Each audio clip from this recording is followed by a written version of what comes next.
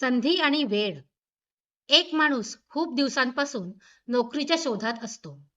तो एका मोठ्या कंपनीच्या ऑफिसमध्ये मुलाखतीसाठी पोहोचतो. चालता चालता त्याला पायऱ्यांजवळ पाण्याचा नळ उघडा दिसतो, ज्यातून खूप पाणी वाया जात असतं. इतर अनेक तरुण तिथून घाईघाईत निघून जातात, पण कोणीही नळ बंद करत नाही. हा माणूस थांबतो, नळ घट्ट बंद करतो आणि मग मुलाखतीसाठी आत जातो. मॅनेजर त्याला काहीही न विचारता थेट अपॉइंटमेंट लेटर हातात देतात. तो माणूस आश्चर्याने म्हणतो, "पण सर, तुम्ही माझी मुलाखत तर घेतलीच नाही." मॅनेजर म्हणतात, "आम्ही सीसीटीव्ही कॅमेऱ्यात पाहिलं. बाहेरून 100 लोक गेले, पण कोणालाही ते वाया जाणारं पाणी दिसलं नाही. आम्हाला अशाच माणसाची गरज आहे, जो फक्त स्वतःचा विचार न करता जबाबदारीने वागेल."